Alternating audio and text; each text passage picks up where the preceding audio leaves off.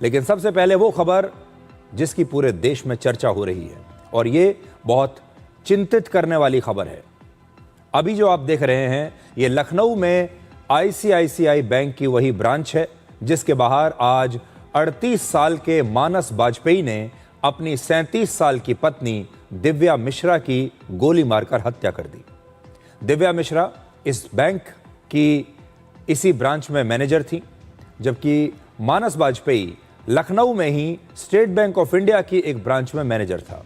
दोनों ही बैंकर्स थे, दोनों ही बैंक में काम करते थे, पढ़े लिखे लोग थे। आज दोपहर 12:15 बजे मानस ने बैंक के बाहर अपनी पत्नी दिव्या को बुलाया। दोनों के बीच पहले बहस हुई और फिर मानस ने उसे उसी के बैंक के बाहर गोली मार दी और वहां से भाग गया। दिव्या बुरी तरह से घायल हो गई। वहां मौजूद लोग तुरंत दिव्या को अस्पताल लेकर गए, लेकिन रास्ते में ही दिव्या की मौत हो गई। सबसे हैरान करने वाली बात यह है कि अपनी पत्नी की हत्या के तुरंत बाद मानस ने व्हाट्सएप पर एक नया स्टेटस लगाया जिसमें उसने लिखा, today I killed my wife as she cheated on me, now I have to kill myself and my sister, her sister Pragya and Bharat knows everything. ये एक तरफ आप देखिए व्हाट्सएप स्टेटस का हमने एक स्क्रीनशॉट लिया है और हिंदी में उसका आपके लिए अनुवाद भी किया है, जिसमें वो लिखता है कि आज मैंने अपनी पत्नी को मार डाला क्योंकि उसने मुझे धोखा दिया था। अब मुझे अपने आप को और अपनी बहन को भी मारना है। मेरी पत्नी की बहन प्रज्ञा और प्रज्ञा के पति भरत को इसके बारे में सब कुछ पता है। ये बातें मानस ने अपने व्हाट्सएप स्टेटस पर लिखी। इसके बाद मानस अपने घर गया और वहां उसने अपनी 28 साल की बहन शिवा वाजपेयी की हत्या की और खुद भी इसके बाद आत्महत्या कर ली। मानस की जो बहन है शिवा, ये मानसिक रूप से बीमार थी और वो अविवाहित थी, शादी नहीं की थी अभी तक। और ये जो लड़की है ये अक्सर घर पर ही रहती थी। सोशल मीडिया के इस दौर में ये एक ऐसी कहानी है जिसमें सिर्फ 30 मिनट में 3 लोगों के जीवन का अंत हो गया और हत्या की खबर भी सबसे पहले सोशल मीडिया पर ही शेयर की गई। एक पति द्वारा आईसीआईसीआई बैंक गोमती नगर में कार्यरत अपनी पत्नी, जो कि एक रिलेशनशिप मैनेजर के रूप में वहां कार्य करती थी, उसकी गोली मारकर बैंक के बाहर हत्या की गई है। और इस घटना को अंजाम देने के बाद पति अपने घर वापस आया है और उसके बाद अपनी बहन, जिसके बारे में उसके परिवारजनों द्वारा बताया गया कि वो लगभग 3 साल के आसपास के समय से डिप्रेशन में थी, उसको भी गोली मारकर उसकी हत्या की गई और उसके बाद स्वयं सुसाइड कारित की गई है। इस घटना के संबंध में पुलिस द्वारा जो कि परिवारजन हैं, जो रिलेटिव्स हैं, उनसे बातचीत की गई है। जो व्हाट्सएप मैसेज स्टेटस के रूप में मानस वाजपेयी ने लगाया था, जिसमें उसका कहना था कि उसकी पत्नी द्वारा उसके साथ चीट किया गया है और उसी क्रम में उसने वो हत्या की है, वो मैसेज को भी हमने रिसीव किया और उसमें उसने अपने आप को और अपनी बहन को ख़त्म करने की भी बात की गई है। इसके अलावा कुछ डॉक्यूमेंट्स हमें घर से मिले हैं जिससे ये जानकारी हो रही है कि जो रिलेशनशिप मैनेजर आईसीआईसीआई बैंक में थी मृतका, उसके द्वारा विवाह विच्छेद करने के लिए भी पारिवारिक न्यायालय में वाद दायर किया गया था और साथ ही साथ कंपनसेशन प्राप्त करने के लिए और स्त्रीधन वापस लौटाने के लिए भी उसी पारिवारिक न्यायालय में वाद दायर किया गया था। तो मानस ने पहले अपनी पत्नी की हत्या की और इसके सिर्फ 15 मिनट के बाद ही दोपहर 12:30 बजे मानस इसके बाद अपने घर गया। मानस के पड़ोसियों का कहना है कि जब वो घर आया तब वो काफी घबराया हुआ था। घर के अंदर जाने के बाद उसने अपने टीवी पर बहुत तेज आवाज में भजन चला दिया ताकि किसी को सुनाई ना दे कुछ। मानस के एक और पड़ोसी ने व्हाट्सएप स्टेटस मानस का देखा और इस स्टेटस पर क्योंकि मानस ने यह लिखा था कि मैंने अपनी वाइफ को मार दिया है और अब मैं अपनी बहन की हत्या करने वाला हूं और फिर मैं आत्महत्या करूंगा। यह स्टेटस जब पड़ोसियों ने पढ़ा तो उन्होंने मानस को फोन किया, लेकिन मानस ने तब किसी का भी फोन उठाया नहीं। इसके बाद पड़ोसियों ने मानस के घर का दरवाजा खटखटाया और जब अंदर से कोई जवाब नहीं मिला तब उन्होंने घर का दरवाजा तोड़ दिया और अंदर घर के उन्हें मानस और मानस की बहन की लाश मिली। अचानक कुछ नहीं हुआ, बस हम लोग ने उनका व्हाट्सएप पे स्टेटस देखा था और स्टेटस में वही जो मेंशन आप लोग को जो जानकारी हुई होगी, बस वही देख के हम लोग फ़ोन मिलाए उनको। फ़ोन नहीं उठाने पे हम लोग ने डोर उनके नॉक किया, डोर नॉक करने पे डोर नहीं खुला तो हम लोग घबरा के फिर उनके मामा के लड़के आए, फिर हम लोग ने 4-5 लोग मिल के दरवाजे को तोड़ा। तोड़ने के बाद हम लोग जब अंदर एंट्री किए तो दोनों लोग मेरे तो पड़े हुए थे और उनके सीने में पिस्टल पड़ी हुई थी और टीवी में हनुमान चालीसा चल रहा था। उसके बाद पुलिस को जानकारी दी और पुलिस ने उसके बाद कार्रवाई कर रही है।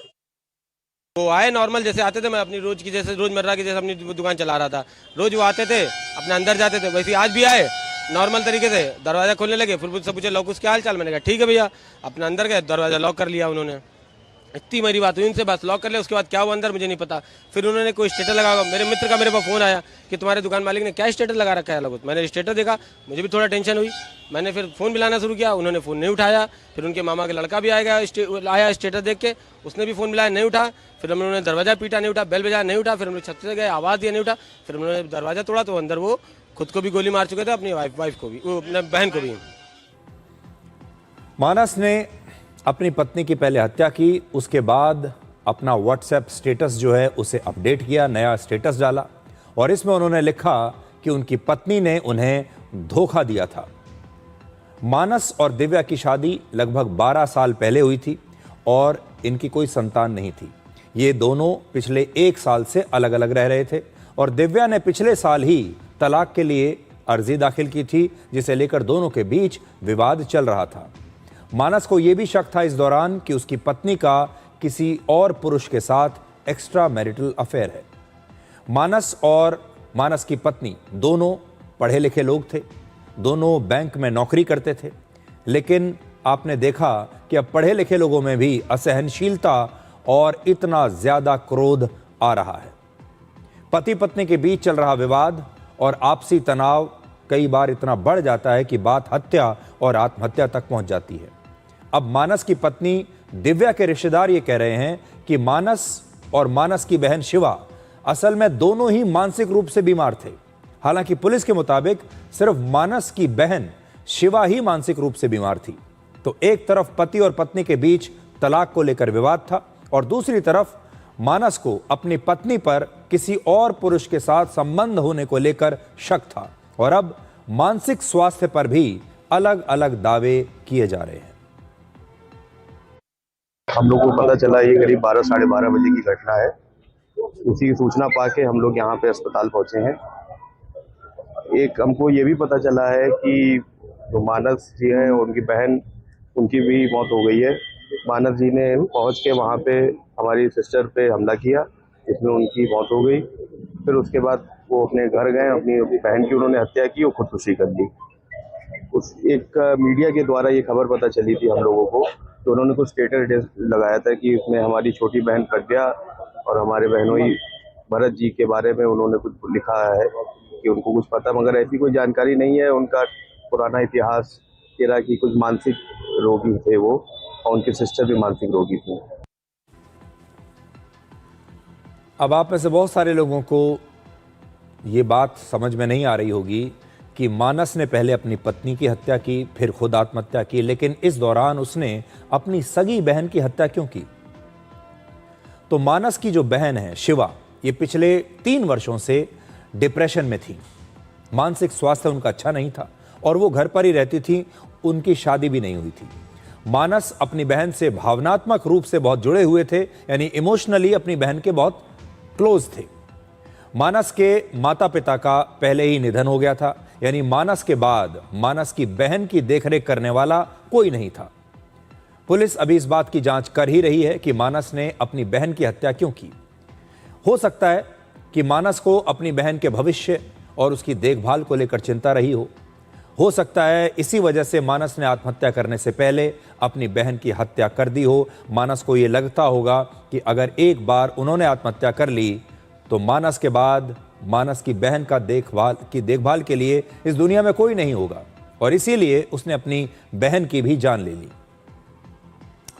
आजकल लोग अपनी जिंदगी की हर बात को ब्रेकिंग न्यूज बनाकर सोशल मीडिया पर डाल रहे हैं। आज मानस वाजपेयी ने अपनी पत्नी का मर्डर करने के बाद सबसे पहले अपना व्हाट्सएप स्टेटस ही अपडेट किया और सबसे पहले यह खबर मानस ने अपने ही व्हाट्सएप पर अपने स्टेटस पर लगाई।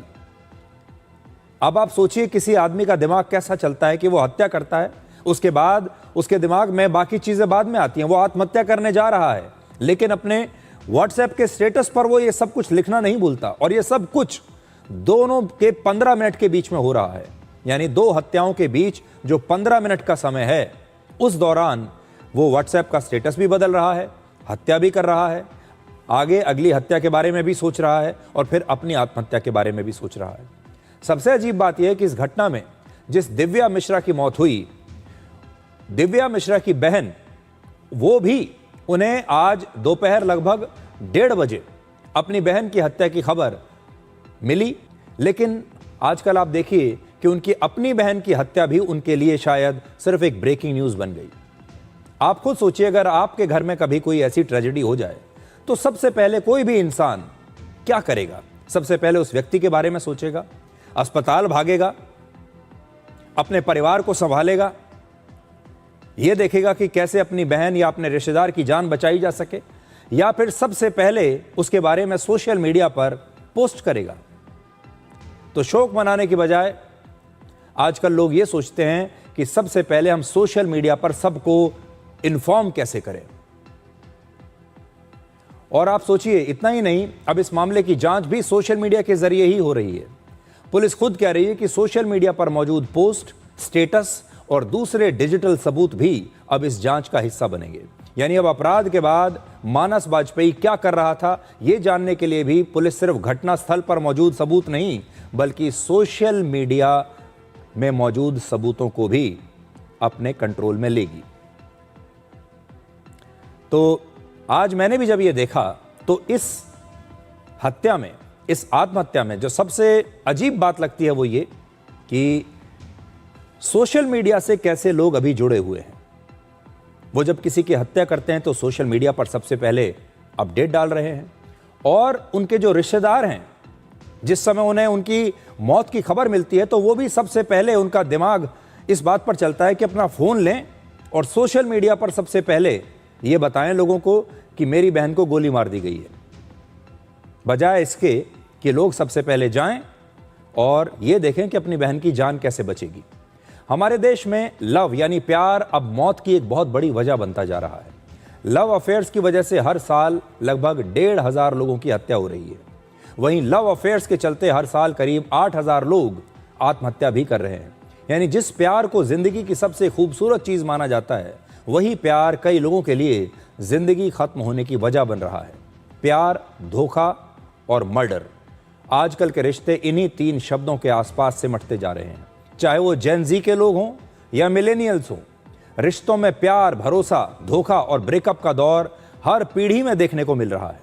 और ये सोशल मीडिया और वेब सीरीज का युग है। आजकल के रिश्ते पहले के मुकाबले बहुत जल्दी बन भी जाते हैं और फिर उतनी ही जल्दी तेजी से टूट भी जाते हैं। लेकिन बड़ी बात यह है कि समाज के हर तबके में अब क्रोध बढ़ता जा रहा है, असहनशीलता बढ़ती जा रही है, बेवफाई बढ़ती जा रही है, और लोगों को एक दूसरे से छुटकारा पाने के लिए इसके अलावा कोई चीज़ सूझती नहीं कि वो एक दूसरे की हत्या तक कर देते हैं। ये एक बहुत ही चिंताजनक ट्रेंड हमारे समाज में और हमारे परिवारों में आजकल देखने को मिल रहा है।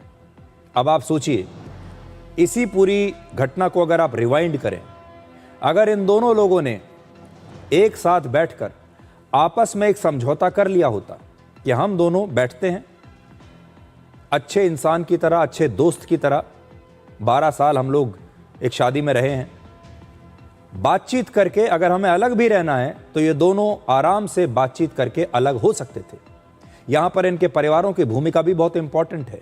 इनके कौन दोस्त थे जो इन्हें सलाह दे रहे थे, इनके परिवार की क्या भूमिका है। अगर इनके आसपास के लोग इन्हें समझाते और ये कहते कि आप बैठिए, आपस में बात कीजिए, अगर आपको साथ में नहीं रहना है तो अपने संबंधों को तोड़ दीजिए, तो आज 3 जिंदगियां बच सकती थी, 2 इनकी और 1 मानस की बहन की जिंदगी बच सकती थी। इसलिए हम आपको आज भी यही कहेंगे कि रिश्तों को अपनी मौत का कारण मत बनने दीजिए। अगर रिश्ते तोड़ने ही हैं तो बातचीत के जरिए रिश्ते टूट सकते हैं, तब भी आप एक दूसरे का सम्मान करते हुए उस रिश्ते से बाहर निकल सकते हैं और यहां तक नौबत नहीं आएगी कि आपको एक दूसरे की जान लेनी पड़े। लेकिन उसके लिए सच्चाई की आवश्यकता है। उसके लिए जो स्थितियां हैं आपके सामने, उन्हें स्वीकार करने की आवश्यकता है।